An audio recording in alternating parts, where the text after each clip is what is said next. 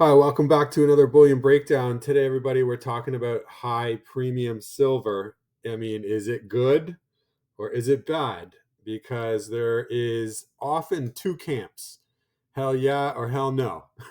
and and I feel like I have been in both camps at points in my stacking journey, and I now believe I'm a hybrid. I do both. I have unique stacking habits, perhaps, because I'm always tucking into one spot and diving into another. So it depends on really which way the wind's blowing inside of my stacking journey.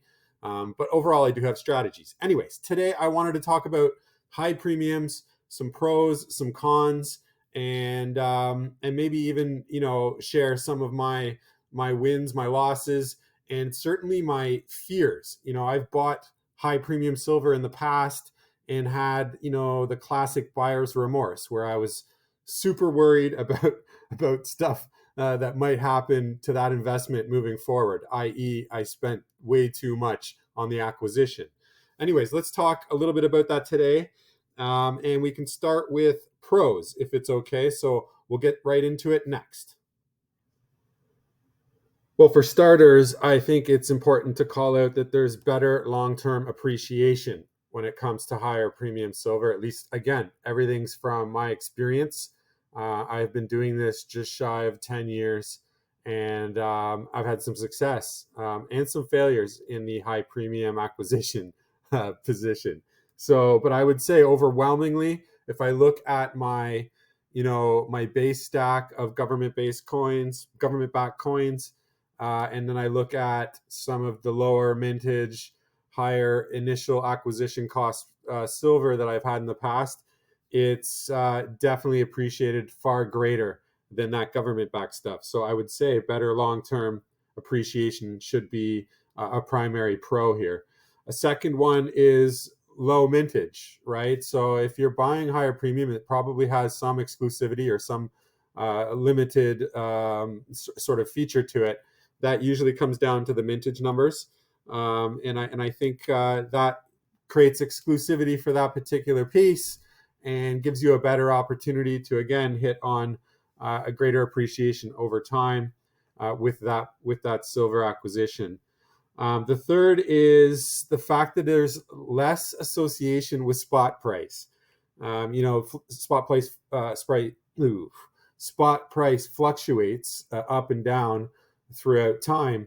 And if you have coins that are basically tied to spot price, the generic rounds, a lot of the silver that is available to the public actually, then you fluctuate in price up and down with that. I find that high premiums do follow spot price, but it is sort of insulated. I find that those spot prices tend to hold their value and fluctuate less, come up and come down less throughout time. So I would put that on the list.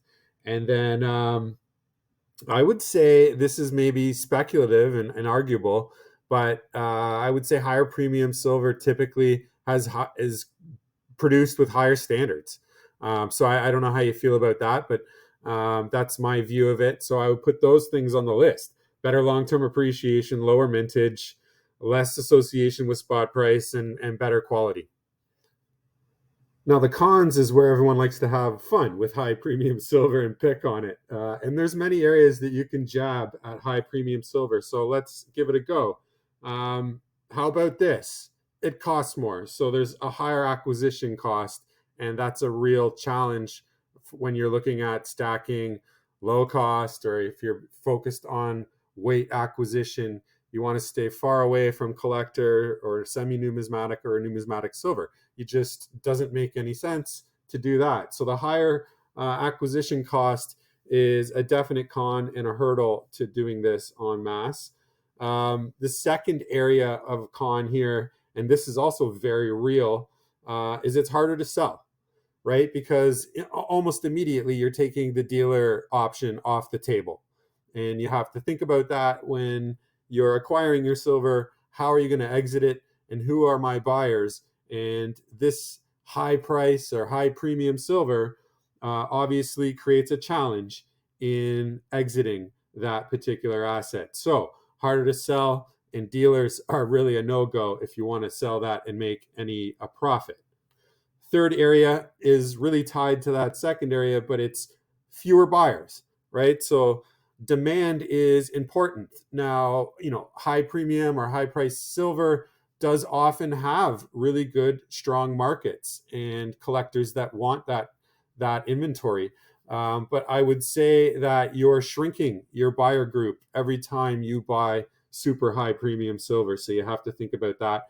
And then the fourth area for con, again, very real, is it's a gamble, right? There's no crystal balls, and you can't, and nobody else really that I'm aware of can predict the future.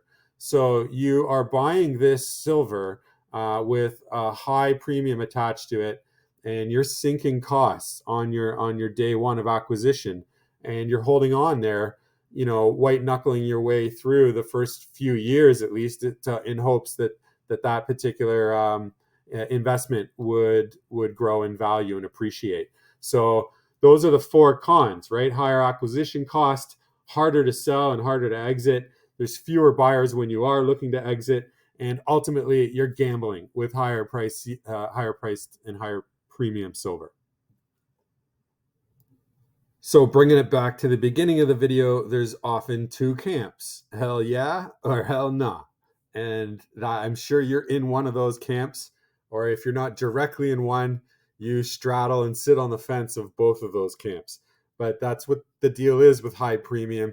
You have to take some risk and some gamble. I mentioned it being a gamble. It is, but you can have calculated risk, right? You can look at past history. You can look at demand and sort of hype around a series. You can analyze things like that and look back in history. So I won't go too much further beyond that. Those are the pros and some of the cons for high premium silver. As I said earlier, I play around in that camp, and I featured some of the silver on this video that I have gone deep with. But this has been another video for Bullion Breakdown, guys. I hope you appreciate the content and like the content. If you do hit like and subscribe.